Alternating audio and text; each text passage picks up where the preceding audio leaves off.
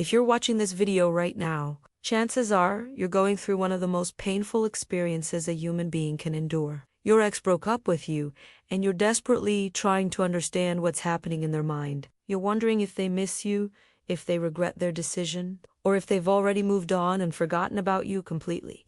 Before we dive in, make sure to hit that subscribe button below so you don't miss future content on relationships, attraction, and getting your ex back. And if this video helps you today, please click the like button. It really helps us reach more people who are going through exactly what you're experiencing right now. Here's what most people don't understand about breakups.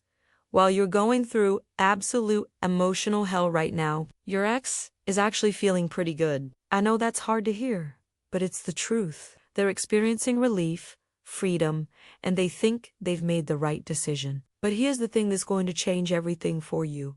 That feeling doesn't last. In fact, what your ex is about to go through over the next several weeks and months is going to be a psychological journey that will completely flip the script on who's suffering and who's thriving. This video is going to walk you through the 5 distinct phases of mental hell that your ex is going to experience when you implement no contact correctly. And I want to emphasize that word, inevitable. If you do this right, these phases are not a possibility. They're a certainty. They're hardwired into human psychology, and your ex cannot avoid them any more than they can avoid gravity. So let's dive into what's really happening in your ex's mind, starting from the moment they broke up with you, all the way through to the point where they're lying awake at 3 a.m, wondering if they just made the biggest mistake of their life. Phase 1 is what I call the victory lap. This is where your ex is right now, and I need you to understand this phase completely because it's going to explain why anything you try to do right now to get them back is going to backfire spectacularly. Right after the breakup, your ex feels like they just conquered Mount Everest. They've been thinking about breaking up with you for weeks, maybe even months. While the breakup blindsided you, for them, it was the final step in a long mental journey. They've been preparing for this. They've been mentally rehearsing the breakup conversation. They've been imagining their life without you. And now they've finally done it. They've pulled the trigger, and the hard part is over. Think about it from their perspective for a moment. Breaking up with someone is terrifying, even when you want to do it. They were afraid of hurting you. They were afraid of your reaction. They were afraid of the awkwardness and the confrontation. They probably lost sleep over it. But now it's done. The Band-Aid has been ripped off, and they feel this enormous sense of relief washing over them. This is why they seem so cold right now. This is why they can post on social media like nothing happened. This is why they can go out with friends and seem happy. They're not faking it. They genuinely feel good right now because they've been carrying the weight of this decision for so long. And now that weight is gone. But here's what's happening underneath that relief. And this is crucial. They don't feel any loss yet. None. Zero. And do you know why? Because they believe, deep in their subconscious mind, that they can have you back whenever they want. They broke up with you, which means they're in the position of power. They're the prize. You're the one who got rejected. So in their mind, all they have to do is send you a text message, give you a call, and you'll come running back. They have a safety net, and safety nets are dangerous things because they prevent people from feeling the consequences of their decisions. This is why phase 1 is the absolute worst time to try to get your ex back. When you call them, when you text them, when you beg and plead and pour your heart out, you're actually making them feel better. You're confirming what they already believe, that they can have you back anytime. You're removing any doubt. You're eliminating any consequences. You're essentially telling them, you're right, I am the one who got rejected. You are the prize, and I'll be right here waiting whenever you decide you want me again. And let me tell you something. Nobody wants the person who's waiting around like a backup plan. Nobody chooses the backup plan. We choose what we think we might lose. We choose what we're afraid of never having again. We choose what we have to fight for. So phase 1 is the victory lap, and it usually lasts anywhere from a few days to a couple of weeks, depending on how you react. If you chase them, it can last months. If you go into no contact, it ends much, much faster. Which brings us to phase 2, the confusion. This is where things start to get interesting, and this is where your ex's mental hell actually begins. But it begins very quietly, almost See, your ex expected you to chase them. They expected the calls, the texts, the emotional messages. They expected you to try to get them back. Every dumper expects this, because it's what almost everyone does. It's the natural human response to loss. So when you don't do it, when you go completely silent, something strange happens in your ex's brain. At first, they might feel even more relief. They might think, oh good, this is going to be easier than I thought. They're handling it well. But underneath that surface level response, something else is brewing. A tiny seed of confusion gets planted. They check their phone, and there's no message from you. They post something on social media, and you don't like it or comment. A day goes by. Then 2 days. Then a week. And that seed of confusion starts to grow. Why aren't they reaching out? Adi, they okay? Are they angry at me? Have they already moved on? Wait, moved on? How could they move on that fast? Did they care about me less than I thought? Was I not as important to them as I believed? See what's happening here? Your silence is creating questions, and questions are the gateway drug to obsession. Human beings hate unanswered questions. Our brains are literally wired to solve puzzles, and you just became a puzzle. You're not acting the way you're supposed to act. You're not following the script, and that confusion is starting to scratch at the back of their mind like a tiny itch they can't quite reach.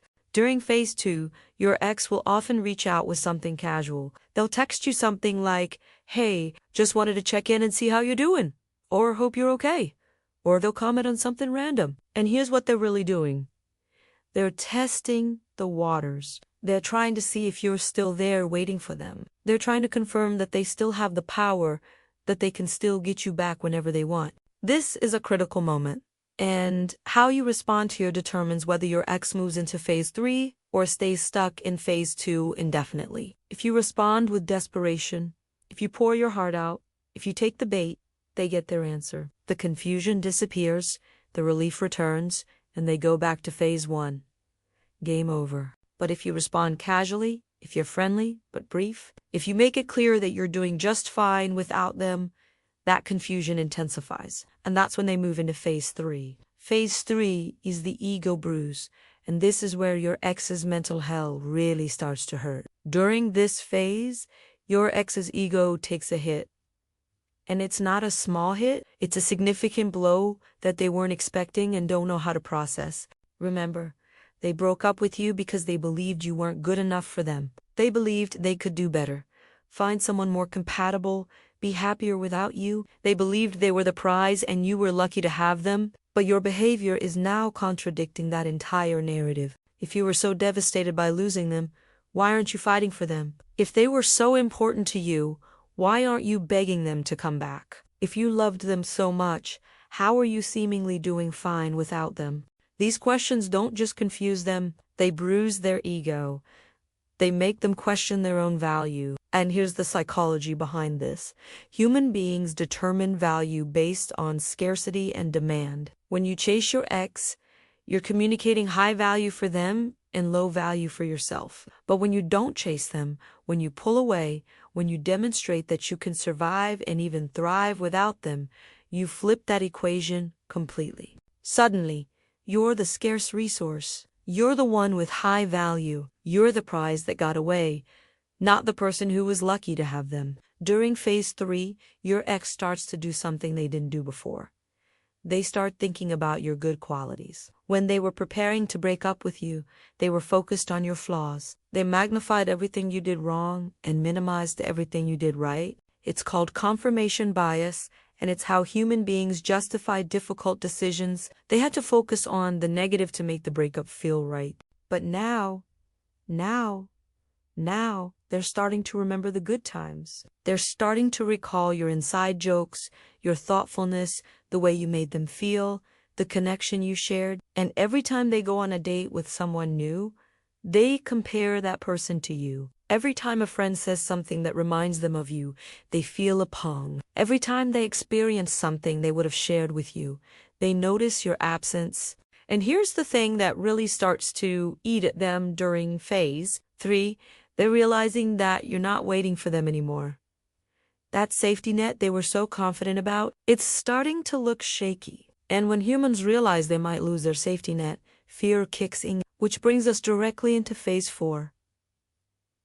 The panic. Phase 4 is where your ex's mental hell reaches its peak intensity, and this is the phase where you're most likely to get that text, that call, or that sudden appearance in your life. This is where your ex moves from ego bruising into genuine fear that they've lost you forever. During the panic phase, your ex is no longer just confused or slightly bothered. They're actively worried. They're experiencing the same loss that you felt when they first broke up with you. Remember how I talked earlier about the difference between never having something and losing something you had? Well, congratulations. You just gave your ex the experience of loss. They had you, and now they're watching you slip away, and it's terrifying for them. This is when they start engaging in what I call detective behaviors. They're checking your social media constantly. They're asking mutual friends about you. They're driving by places they know you'll be. They're analyzing every little thing you post for clues about your emotional state and whether you're seeing someone new. They're obsessing over you in a way they haven't since the early days of your relationship. And here's what's brilliant about this. You're doing nothing. You're just living your life, focusing on yourself, healing, and growing. And your ex is losing their mind thinking about you. The tables have completely turned. During phase 4, if your ex reaches out, it's going to be different from phase 2. They're not testing the waters anymore. They're throwing out a lifeline, hoping you'll grab it. They might say they miss you. They might want to talk about things. They might suggest meeting up just as friends. They might even confess that they think they made a mistake. This is the most dangerous moment for you because this is where most people break no contact and undo all their progress. They get so excited that their ex is finally showing interest that they jump right back in, often more desperate than before. And when that happens, the ex's panic disappears instantly. The safety net is back, the fear vanishes, and often they pull away again because they got what they needed. Confirmation that they can still have you. But if you continue to hold firm, if you respond with warmth but also boundaries, if you make it clear that you're not just sitting around waiting for them to decide they want you back, your ex moves into the 5th and final phase. Phase 5 is the reckoning, and this is where your ex truly confronts what they've done. This phase is different for everyone. For Somi exes, the reckoning means genuine regret and a sincere desire to rebuild the relationship. For others, it means accepting the loss and moving on. But either way, they're no longer in control of the narrative, and that's the key difference. In phase 5, your ex is finally dealing with reality. The relief from phase 1 is long gone. The confusion from phase 2 has been answered. The ego bruise from phase 3 has deepened into genuine humility. The panic from phase 4 has exhausted them, and now they're left with a simple truth. They let you go, and you didn't wait around for them. Some exes will make a genuine, sincere effort to reconnect during this phase. But even then, they're not coming from a place of power. They're coming from a place of vulnerability, respect, and recognition of your value. If reconciliation happens here, it happens on much healthier terms because the dynamic has shifted. You're no longer the person who got rejected. You're the person who had the strength to walk away and build a life without them. Other exes will use phase 5 to finally let go and move forward. And while that might not be what you want to hear, it's actually okay. Because here's what you need to understand.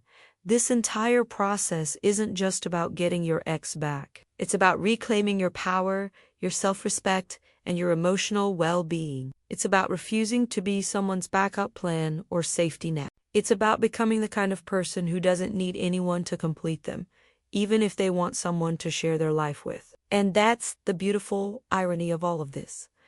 The moment you truly become okay with losing your ex is the moment you become most attractive to them. The moment you stop needing them to validate your worth is the moment they start seeing your value clearly. So let's recap the 5 phases of mental hell your ex will go through when you go into no contact. Phase 1, the victory lap, where they feel relief and believe they can have you back anytime. Phase 2, the confusion, where your silence plants seeds of doubt. Phase 3, the ego bruise, where they start questioning their own value and your dependence on them. Phase 4, the panic, where they genuinely fear losing you forever. And Phase 5, the reckoning, where they face the reality of their decision and either fight to win you back properly or accept the loss and move on. But I want to emphasize something crucial before we end.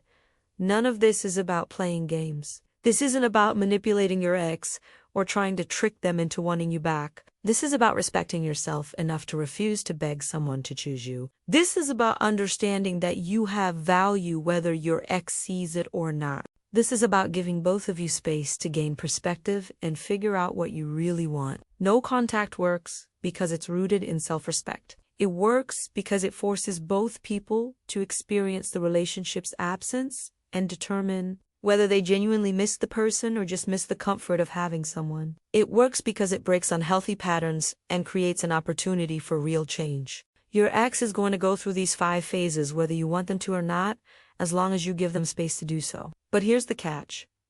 You can't fake no contact. You can't pretend to be moving on while secretly obsessing over them. You can't go through the motions while desperately waiting for them to come back. Your ex will sense that inauthenticity, and it will keep them stuck in the early phases. True no contact means genuinely focusing on yourself. It means rediscovering who you are outside of the relationship. It means healing your wounds, addressing your own issues, and building a life that you're proud of with or without your ex in it. When you do that authentically, these 5 phases unfold naturally and powerfully. So my challenge to you today is this. Stop worrying about what your ex is thinking. Stop checking their social media 40 times a day. Stop analyzing their every move for hidden meaning.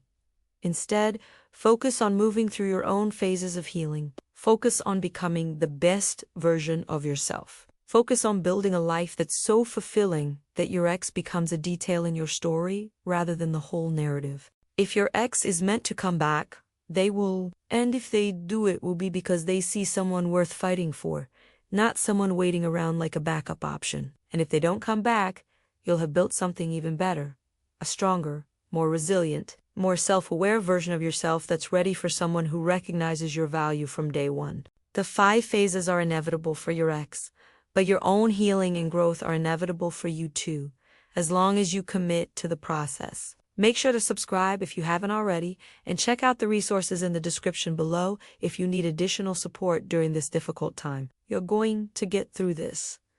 You're stronger than you think, and your best days are still ahead of you, whether that's with your ex or with someone even better.